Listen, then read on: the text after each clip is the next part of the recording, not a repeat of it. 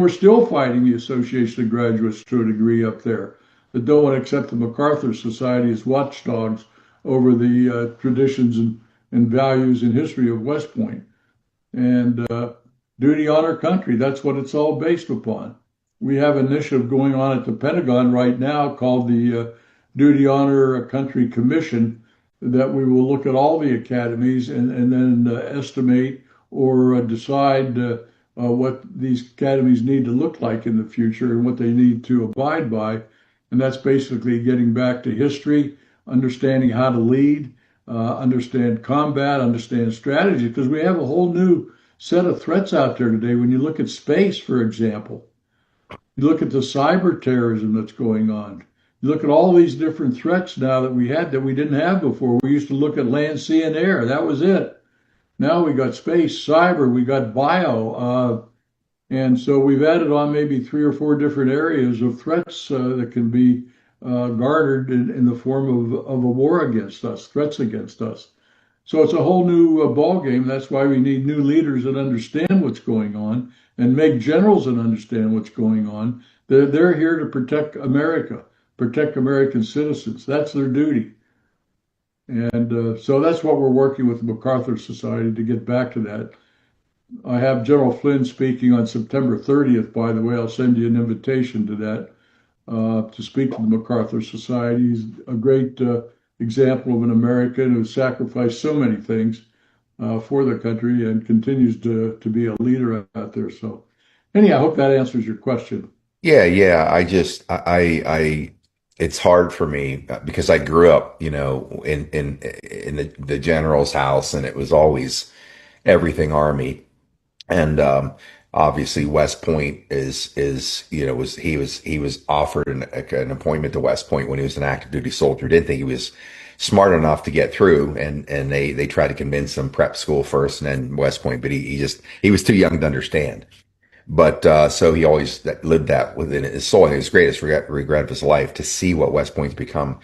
The thing about the standards that they have now watered down at West Point, they're trying to make West Point available to a broader cross section of Americans. And the simple fact is, and I know they've tried to make it so everybody, in life gets a trophy, but the simple fact is, I know this from my own life.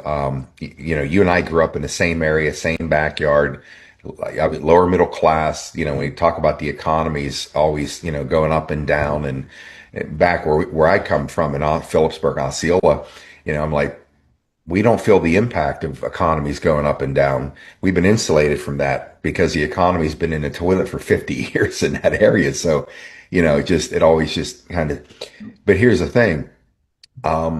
There was no easy way, no easy day growing up in terms of trying to accomplish something. And for me, if somebody would have just facilitated the BS they do now in Little League or sports or anything growing up, you would have never been to West Point. I wouldn't have accomplished things in my life because we didn't have to work. We didn't have to grow. We didn't have to overcome. We didn't have to face challenges. And that's what builds a society, and here's the thing.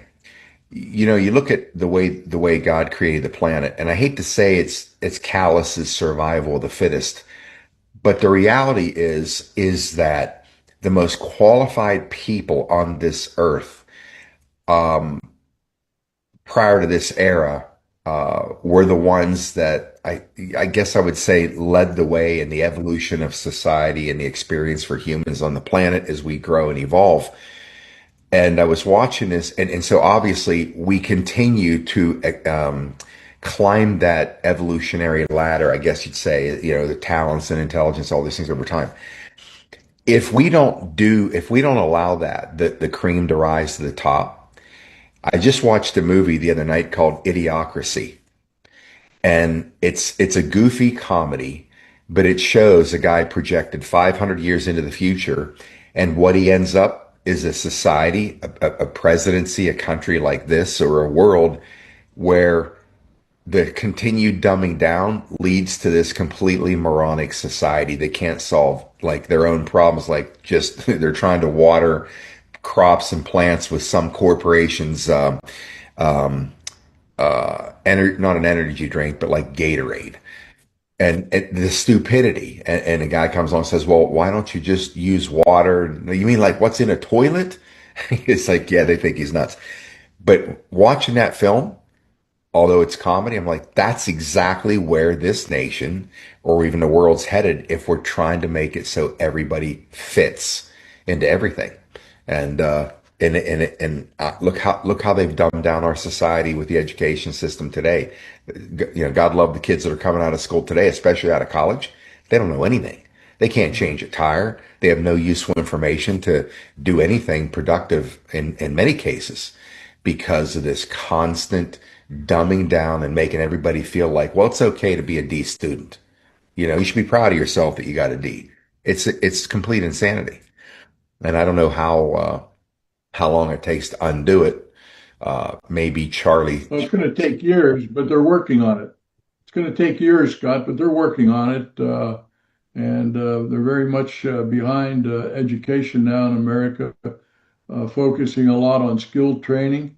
That you don't necessarily need a 4-year college education, that you can make it in this high tech world today. You can have specific skills. Like when I was in school, I had wood shop. I loved it.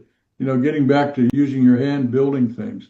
And so I think the young America is being challenged today, but I think for the most part, the younger people are becoming more Christian as a result of what Charlie Kirk has done on the campuses and uh, his uh, his way of connecting to the youth today to think about what they're doing, what they are, what they want to be, and leading a very Christian life. So, you know, we're going through these tremendous changes right now, but I think at the proper leadership at all levels that believe in our Constitution, our Bill of Rights, and so on, that we're going to prevail. And but we have to fight for it. We just can't sit back. I mean, the good Lord gave us the power of prayer, but He also gave us the power of action.